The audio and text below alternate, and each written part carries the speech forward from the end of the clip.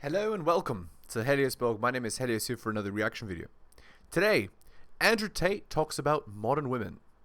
Let's get into it. The reason she's alone is because she's difficult. Women are not accepting the bare minimum.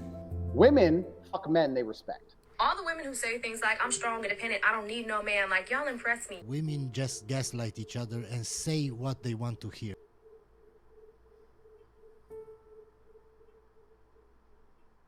I get a big fat pineapple and I go back to apples the day after. That's loyalty. Without choice, there's no loyalty. So most of these dudes and most women who say he's loyal, he's lame and he can't get nothing else. That's not loyal. Loyal is a dude who has all those options and still is in love with you. That's what loyalty is. So masculine loyalty is completely misconstrued and misunderstood anyway. The truth is about most of these dudes who talk about being loyal, they couldn't get something else if their life depended on it. Nobody wants it. So when I talk about a man having multiple women, I'm not even saying he's going to be a disloyal man. I know a lot of men. We don't have to talk about me. I have some friends who are some Russian guys. They're multimillionaires. They have a wife. She's beautiful. She's in a Bentley. She's living the good life. When the Russian mafia are out to play, he has no chicks? You think he ain't running around with a bunch of Barbie dolls? No, of course he is. But he goes home to his wife, and his wife's like, he can do what he wants. I don't care about them. I have the family. I have the kids. And she's smart and he's smart and it's a happy environment. Only here in the West are you going to try and find a mafia boss and say, you're not allowed to do that. Come on. He's a G. He's a G. I respect it. I respect. That's right. Exactly. So they are so entitled in the West that they believe that they can dictate the terms no matter what, which obviously is ridiculous. I understand it, but for me personally, I just don't think that's something that I could. Yeah, you're living in a fairy tale. Yeah, exactly. Because a lot of women, they live their lives cushioned on a pillow of ease, and they never have to consider the reality that if a man is at a certain level, he's going to have options, and many men will exercise those options, whether you like it or not. Tale, my dear, because that means you have to compromise. No problem with it, because most of these chicks out here and most of these dudes out here do compromise. Everyone watching this compromises. I say this all the time. If you were rich when you met the partner you're currently with, you wouldn't even be with him. You think you love your wife? No, you don't. Because if you were a multimillionaire, you wouldn't have ever even got with that chick. So everyone to some degree compromises. If you're saying that I value sexual exclusivity above everything else, that's fine, but you're gonna have to compromise. Exactly. That's right. That's exactly right. The point is this. It's always a trade-off, right? So if a girl wants exclusivity, for example, maybe she's going to get with a guy who's in the building phase as opposed to already established. Because a man who's already established and has even more options will almost certainly not agree. And that's the point. It's a trade-off between what you can get and what you have to give. Right? So for a man, you're looking for, the youngest, most fertile, most submissive, most pleasant girl. And for the girl, you're looking for the richest, or at least the guy who's has the potential to be the richest, but also tall and strong and masculine and able to make decisions and charismatic and so on. So the point is, how good of a deal can I get, and what do I have to give up? Because ideally a girl would like a guy right at the finish line, right? But if he's at the finish line, maybe he'll be too attractive for her and she has no chance to actually get him. So she's going to get him before he actually reaches that point in his attractiveness, so that she effectively gets him to compromise, but not really, because the guy would normally not have been able to get that youth and fertility and submission and all of that at a woman's younger age, at his level. You see? So that's the point. It's a compromise between both parties. Okay. Shilling time. Hit the like, hit the sub, hit all for notifications. Drop me a donation like Hunter M, Adrian R, and Tom M. Just click more in the link to the video. Buy my books at bit.ly/heliosbooks. Share this video. And of course, go to my Patreon and subscribe. Patreon.com/theheliosblog. Alright, shilling's done. Let's continue. If I want the most reliable car I can buy, I can't go into the Ferrari garage and say it has to be reliable. They're like, go buy a Toyota then. This is what comes with a Ferrari. You get the performance, you get the beauty, sometimes it breaks down. That's how it goes. That's what comes with a Ferrari. If you want a top tier man, he's gonna do certain things. And most women intrinsically know this. If you go to one of these parties in Miami and one of these chicks is chilling with Chris Brown, do you think she believes he's going to be loyal? No, doesn't matter. It's Chris Brown. Yeah, I don't touch Chris Brown. Okay. Ugh. It was just an example. Ugh. My point is, women intrinsically understand at a certain value of male that they're not going to get sexual exclusivity, and they don't care. They only try and get that crap from beta males. It's only a beta male they try and, okay, well, you're not allowed nothing else, da da da. When you're with a I real G. understand and I agree with you to a very large extent. However, I still want to prove you wrong one day. You're That not, is- listen. No, listen. I will prove you wrong You one can, day. you can go out there and find the biggest bad boy you can find who is loyal to you, which is fine. But the fact that he is sexual exclusive to you means that for some reason, we don't know why yet, there is a human metric in which he does not excel in every form. So you can go. That's right, exactly. If a man has to compromise, it means that there is a human metric in which he doesn't excel. That is exactly accurate. Yes, that can be, that is very, very well described. Go out there and, like I said, Toyotas are really reliable, Ferraris are unreliable. You might go out there and get yourself a nice BMW. That's sure. That's fine. I'm not saying he doesn't exist. You can go get yourself a nice BMW. I don't like BMWs. Well, that's what you're aiming for. No. But when the Ferrari pulls up next door, when I meet your dude, I'm gonna be like, yeah, he's all right, but how much? What? Less than 100 mil? Nah, come on. Well, He's a broke. I'll he's a prove broke you boy. wrong. I'll prove you wrong. And maybe he'll have money, but he'll lack somewhere else. So this is my point: is that the true masculine in the realm of true masculine excellence, one of the benefits of such is sexual exclusivity, because females, you have so many choices. Most men out here have no choice, and the very few men who are at the peak of the human experience of a man have all the choice. Exactly. That's exactly right. And there are shades of gray in between these, like a man who has many, many choices, but not all choices. That also exists. But ultimately, a man who's top 20, top 5, top 1, he's going to have many choices, but might still have to compromise. And then a man who's like top 0.1, top 0.001, 0.0001, those men don't have to compromise. It's like Donovan Sharp puts it, all right? Here's how Donovan Sharp puts it.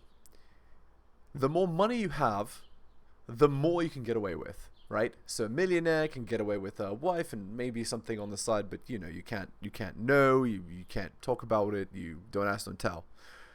10 million, well, now you can have a wife and mistress. 100 million, you can have wife and mistress living in the same house.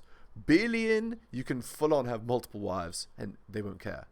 That's so depending on the level of achievement, right? There are different levels of what you can get away with effectively. And to find a man who has all the choice, which is extremely rare amongst males, like less than 1%, rare. and say, you're going to be with me and me only. No, it's not even 1%. 1% is inaccurate. 1% of male is like a surgeon who makes 250,000. Man like that doesn't have infinite options. He has a lot of options, but he doesn't have infinite options. Top 0.1%er is a millionaire, right? And when I say millionaire, I mean he makes $1 million per year.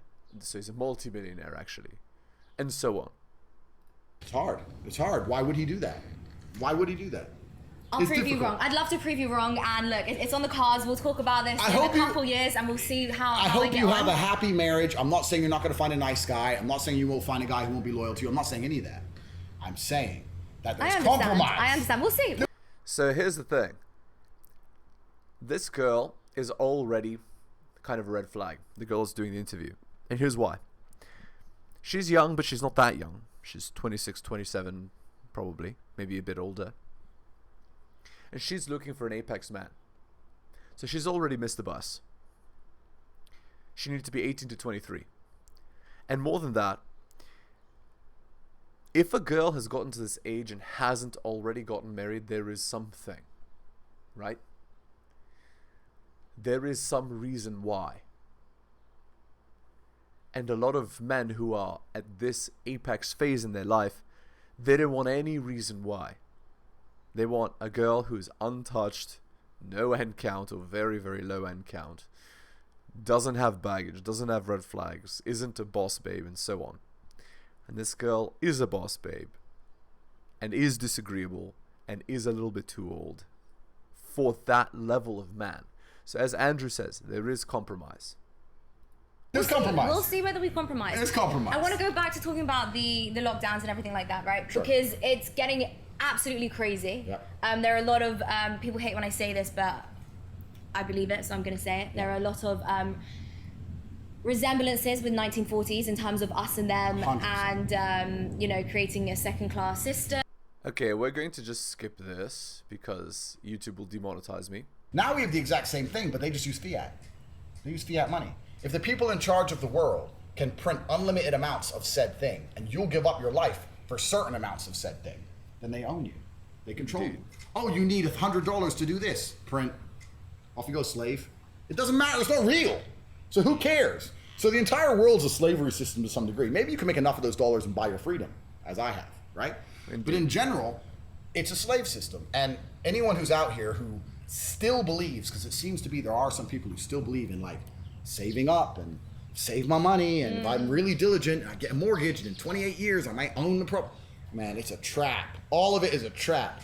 Have you ever met a rich person, asked them how they got rich, and they said saving? No. No, this is the biggest. Sleeping floors. I worked so hard. I sleep so many floors. And I saved it. And I didn't have that morning coffee, you know? Yo, complete lie. And everything they teach you about financial literacy is a lie. Everything they teach you about wealth creation is a lie. Everything they teach you about what you're supposed to do with your money and how you're supposed to think is a lie. They get your ass in debt at the very, very beginning. So how did you realize all this? How did you realize all this? God has his favorites. No, how did you realize all God this? has his favorites. God can instill potential into an individual, but doesn't mean that the individual is going to fulfill that potential. Something in the environment has to happen. I operate with divine purpose. Absolutely not. So how did you realize all this? I just, I've always my entire life. So my father was a chess grandmaster. I was a chess player. So at the age of 5, I was Indiana State chess champion. And when I was 8, I was on my way to becoming a FEDE master. So I was one of those child chess geniuses. I never actually ended up becoming a chess master because we moved to England. My father stayed in America, blah, blah, blah. But I've always been pretty good at analyzing the chessboard. And even from a very, very young age, I just understood, and I don't know exactly where I got it from. I understood the world is a scam, all of it. I was walking to school one day, walking to college, sixth form, with my 4 friends, and a Ferrari went past. And I was like, bro, how do we get one of them? He's like, oh, don't know. I said, what do you mean don't know? Doesn't it bother you? He has 400 grand for a car. Doesn't that anger you that he has 400 G's for a car and our parents are broke or on a council estate? They're like, I guess. That's the average man. Like the average man has no fire inside of him. I'm 16. I couldn't sleep for 3 days because I saw a Rari. I was like, I want a Rari. I want one. Yeah. Now I have 4. Right? So this Only is 4? Only 4, but I have 22 cars as a whole. So Only 22? Only 22. Sorry. I'm sorry. No one for every year you're born? I hope you meet a rich man one day later. But Right. So what's the point? The point is smiling from ear to ear, right? Because yeah, when they have that many resources, ooh, very attractive, Anyway. Yeah. So the point is, how are you supposed to make a business, scale up the business to be able to get the kind of money that you want to get, right? No, but this is the exact point, right? So I always had the fire inside of me. And what happened is, growing up in Luton especially, all the Asian boys who were driving these fast cars, when you go to a petrol station 3 in the morning and a Lambo and a Rari pull up, they're done dealing drugs. Yeah. Like, you don't look at them and go, he worked hard in school. No He way. got that A. No, exactly. So I always had an intrinsic understanding that the only way to truly get rich is to break the system in some degree. So when I was going to school and the school was trying to purport the system, they're trying to convince me that the system is the best way to have a successful life. I was sitting there going, but everyone's living the life I want broke the system. I don't believe in any of this. The final straw for me is I actually did very, very good in my A-levels. I was supposed to go to university. I got an A in business after only 3 of the 5 tests because I aced every single one. I did this advanced test, this distinction, got a distinction in this, and I was offered free university in the UK in Ascot. In Ascot. Ascot for business. It was free. So cool, I get to go to uni for free because I'm such a clever motherfucker. Good. So, but then they asked me to do a personal statement. Oh, I hated that. Yeah. So did I. That. So I'm like, personal statement, you already said yes to me for free. And who's gonna read this? Hi, my name's Andrew. I like to kickbox. Who cares? Like, you've already said yes to me. So it's during tutor class, I'm arguing with my tutor saying, well, I don't need to do a personal statement. They already said yes to me. Then she's like, everyone has to do one. I said, no one's gonna read this junk. She's like, everyone has to do one. I said, you know what? I won't go then. That's how stubborn I was. My mom went crazy. You threw away free university over a personal. You could have just wrote one. You could have done it. I was like, listen, I'm gonna be a kickboxing champion. Don't worry about it. Right? So. When stuff doesn't make sense and you're doing things for no reason. But there was a reason. The reason to me was that was the personal statement. Doing a personal statement doesn't make sense. Of course. Right. And I saw that as a genuine infringement. That was oppression. I can't accept that. No, I know I'm smart enough, and I'm stubborn, and I've always been stubborn. I'm like, no, I'll be fine without your university, without your personal statement. Goodbye. I must have been the only person to ever throw away free university in the UK. But I didn't go. Best thing that ever happened to me was not going to university. Thank God. That's a 4-year head start. Everyone's out here in uni. I was making money. I started off with a really basic, boring job. I was carrying boxes of ice in a fish market. You know, I wasn't doing anything elaborate, but at least I was working. At least I was getting up at 5 in the morning, running to work, working all day, running to the fight gym, fighting all night, running home. This is what I respect. This. I didn't have a car. Yeah. My family didn't have a car, right? It was literally just run. I used to run 9 miles. So basically, what's the point here? The point is, he could have easily been a nobody. Easily. He could have easily failed at this point. Because at that point, he was a 0. That's the point. At that point, he was a nobody. And he could have stayed a nobody. Miles a day to get places. I had to get places. I just run. So, like, I couldn't wear nice clothes because I get sweaty, right? So I was this guy supposed to wear a tracksuit, a t-shirt, take my t-shirt off so I didn't sweat too much, and just run everywhere around Luton. You just see me, the crazy guy, just running. I really want people, if you don't know Luton, please look up Luton. It was bad. Yeah, I grew up in a bad place. But wait, what did you do though? You went to the fish market? Is that what you said? Market. Fish market. You were kickboxing. Correct. And then what did you do? Right, so I want to know how you made money. You want to know the whole story of how I got rich? Yeah. It's a really long story. Every time. But yeah, I've always had, the point is I've always had that fire inside of me. I've always had that desire inside of me. I think every man is born with a masculine fire.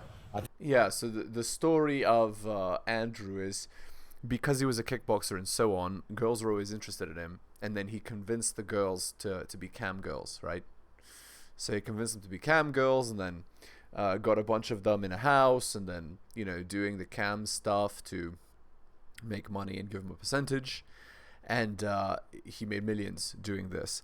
But the girls were boring the guys, so what ended up happening was the girls would just sit in front of the camera, and the guy and him and his brother would type to the guys effectively. So how did he make millions? By tricking men for money. Yeah.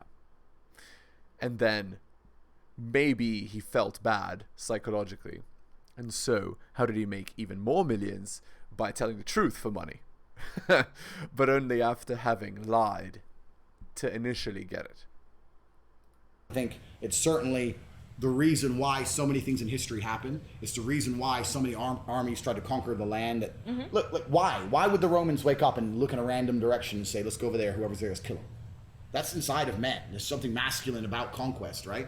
That fire has been dampened. It's been dampened by distraction and consumption and all these things. But for me, I think the fact that I was so broke, I couldn't really distract myself. I couldn't consume anything. I couldn't buy anything.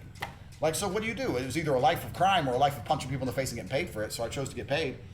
And yeah, the original question is why I resisted the system. I could feel all these little triggers my whole life of the system trying to oppress me. And every single person I saw living the life I was aspiring to was outside of the system. Even now, to me, I consider myself outside the system. I'm outside the matrix. I can say what I want. You're gonna get me fired? Who are you gonna do? You're gonna go get me fired. Anyone who's triggered by this, get me fired. Good luck. Yeah. Like, you know, like, I love living outside the system. I always aspired for it. So that's the simple answer. I really think that. By the way, that principle is called having FU money, right? So at a certain point, that's the result. Should you be able to scale up that business and have the kind of money that you actually desire? There it is. The pinnacle. I have to be careful what I say on YouTube. Yeah, I don't want to get us taken down, no demonetization. Yeah, I have to be careful what I say on YouTube. But any man out here with any kind of money, you have my network, which is the War Room, which is the premier network in the world. And besides us, I don't think there's anything else. But you need to be very, very understanding of the fact that if you're going to stay inside the matrix and be a fully law-abiding citizen for the next 10 years, you're going to get crushed. Yeah. You're going to get crushed. You need to either get another residency to another country. You need to get political connections. Yeah. I'm telling you, everyone saw my Twitter during these lockdowns. I traveled to 30 countries during lockdowns. Yeah, you All partied. I partied, yeah. Yeah, I And saw it's it. all because I knew somebody. I know somebody everywhere. I had a guy in Russia who get me a business visa through his company to go to Russia during That's close. amazing. I know everybody, right? So with my connections, my network, and the number of passports I have, which is in excess of 10, I can do whatever I want. On those passports, how does it work? Okay, so Like, is your actual name on it? this is YouTube, my dear. I want to know how it works. This is YouTube. Can you tell me after? Can you tell me? You can tell me and then tell me the rest after. No, but it's No, kind of. I want to know how it works. You can give I'm me. not give me, all right. I'm you not. Give me the okay. subtle. Give me Yeah, the subtle yeah. version. Okay, so I'm not plugging my organization, but one of the first things we do in the War Room is we have a specific section and a construct that helps people obtain multiple residencies. Okay. Because and the reason that's so important is because if you only have one passport, then one government has jurisdiction over your life. Correct. And I don't trust any of these governments. Now, the idea of living off-grid is outdated. The idea you're going to go to some hut in the forest and sit there with a bunch of guns and that, it's not real, right? The New World Order's here. We're all plugged into the system. The best thing you can do as opposed to living off-grid is to live on as many grids as possible. Because that allows you a lot more flexibility. In the height of Corona, when I was traveling around, when I wanted to go into a country, and they said, you're not allowed in the country, Americans are banned. English people are banned. Swedish people are banned. Romanians are allowed in. Yeah. Cool. So I'm the same guy, right? I'm just whipping out passports. Wait, but is your name the same on all the passports? I really wanted to know that. Anyway, the point is, Yeah. No comment. That's actually that's semi legal at best, and we're not going to go into that. the War Room, the organization I run, CobraTate.com, that's something we specifically help with. And it's very easy to do. There's ancestral roots. Yeah. There's a whole bunch of roots. It's not hard. It's just a bunch of paperwork and headache. But we have a team, we have lawyers, we have people who can help make all that happen. So if you're a man and you have any kind of money, you need to be realizing that a degree of that money is worth spending on trying to obtain freedom. And to obtain freedom, you need to have as many passports as possible. Okay, so we'll talk about the passports after, clearly. Got it. Okay, I'll learn all about this afterwards. So let's talk crypto. You were very rude about the crypto people. Okay. Am I rude? I don't want to be rude. It's okay. I don't want to be rude about crypto people. Yeah, I like them. I'm a crypto people. Yeah, you're a crypto person, yeah. And I'm not. I know a lot of crypto guys who are cool. I have a lot of good friends. Yeah. I've made a load of money with crypto. Yeah. I love a pump. Chainlink, right? Yeah, like loads. Yeah. I caught Soul at like $6. Blah, blah, Damn. blah. Yeah. So I love crypto, and I love a crypto pump. Everybody does. When I say detrimental things about the crypto community, the point I'm trying to make is that many people out here, especially men, are not prepared for wealth. And when I say they're not prepared for wealth, they haven't been through the struggle that's going to allow them to become a man of caliber before they find money. They haven't done the running to the fish stall, running to the gym, getting punched in the face for money. They've never done that. So what happens when a 19-year-old kid catches a crypto pump on some junk like Shiba? Now he's a millionaire, fine. But a few things have happened. First, his ability to work hard has now been destroyed. He'll never work hard again, right? Because look how much money he made with blind luck. You think he's ever going to go out there and get a job and take a pay of 50 grand a year and really dedicate? Never. Even if he lost all that money, the only thing he could ever think to do is to just try and get another pump. Mm-hmm. He's a gambler now. He's effectively a gambler for the rest of his life. So Right. Exactly. his whole work ethic's been decimated. That's the first thing. The second thing that happens when someone like him catches a crypto pump is because he has no life experience, no real world experience, no struggle, etc. He's now, Tristan calls them geese. Geeks? Geese. Geese? Yeah, like geese. Okay. You femise the geese. And femise is another word he made up, but you just femise them. They're femisable. Femise them. He made it up. I don't know what that means. You no do matter how know. many times you You're say a it. chick. You know what it means. No matter how many times you say a made-up word, I don't know. Femise is you turn up with your pretty smile. Okay. Oh, I love you. He gets femised. He gets taken out of the game. He gets femoosed. Whipped. Yeah, whipped. Like he has no caliber. He's no character. Yeah. What he's describing is frame. Because he got rich at 19, he has no. It's like the expression that applies here is a fool and his money are soon parted. Right? He's got money, but money is nothing more than an amplifier. Money doesn't change who you are. And the problem with most of these crypto dorks is that they were dorks and now they're rich dorks, but you're still a dork. Still a dork. Yeah, money is just an amplifier. I'll give you an example. Lambo pulls up. Yeah. Nerd gets out. Now he's a super nerd. Oh, some tech dork. He has a Lambo. Who gives a shit? He's a nerd. Lambo pulls up. Big man gets out. Now he's a mafia boss. So the point is that the Lambo is not what makes you a mafia boss. The Lambo, if you have all the other qualities, will amplify your qualities into that sphere. It's an amplifier. Money is an amplifier. And the point I'm making about wealth and crypto when I insult these guys is that a lot of these guys don't have any of the qualities they need to be amplified. They don't have anything worth amplifying. If you're a man and you've made a bunch of money on crypto, the smartest thing you can possibly do is understand that the traditional paths to wealth, pre-crypto, taught you a lot about being a man. If I had to make millions the old-fashioned way, I'd have to learn to negotiate, I'd learn how to handle stress, learn how to work really hard, learn how to network. I'd have to learn so many things. These autists don't even learn none of that. Just MetaMask, they don't know anything. So my point is that they've missed so many lessons on the path to wealth that wealth used to teach. This is why women used to respect money so much, not just for the money, but you knew you were talking to an ambitious, connected, smart, intelligent man. Yeah. Now you can meet a man with money and he's none of them things. He's literally none of them. You just call it a crypto pump. It's a unique atmosphere we're in. It's temporary, but it's unique. And when I insult the crypto guys, like, look, you have millions and millions of dollars. You need to get some masculine accountability, not the plug, but the war room is the exact kind of thing you need to be in, or you need to go down to a fight gym, etc., etc. You need to learn all the lessons you missed on your path to wealth. And that's why when I insult crypto guys, that's what I mean. Because I'll tell you something. I've been to these crypto events, blah, blah, blah, blah. I'm the only real G. Okay, maybe some of them have more hundreds of millions of dollars than me. Cool. I'm the only one who ain't scared. I'm the only one who'll throw down the street. I'm the only one who, if a gun came in the building, would be looking to take the assailant out. Everyone else would be running like girls. You think money makes you something? Money doesn't make you anything, especially not in the harsh reality of Earth. In the real harsh realities of Earth, bravery makes you something, not your money. Your MetaMask ain't gonna save you if some dude rolls up on you with a blade and decides to stick it in your fucking neck. It's garbage. So these men aren't men. They're amplified dorks. And now they're all over Twitter with their little NFTs and their little cartoon faces thinking they're something. I bought this NFT. You still don't matter, G. You still don't matter because you bought an NFT. And that's the whole problem with the crypto world, is that none of them are actually very impressive people in real life. And that's why I insult them. But I don't want to insult them in a negative way. I'm trying to inspire you guys. Look, you have the money now. Use that money to upgrade your character. Increase who you are as a man. You know, there's networks and things you can join. There's places you can go where you're going to have... Yeah, the point is, money isn't everything, right? It's one of the pillars of masculinity, but it's not the only pillar. That's what he's getting at, right? There is strength, there is charisma, there is connection, there is confidence, there is power, and there is daring and risk-taking as well. Alright, let's end the video there. Hit the like, hit the sub, hit all the notifications, drop me a donation, like Hunter M, Adrian O, and Tom M. Just click more in the link in the description. Buy my books at bit.ly/heliosbooks. Share this video and go to my Patreon and subscribe, patreon.com/theheliosblog. Thank you so much for listening, especially if you listen to the end. Take care of yourselves, and I'll see you next time.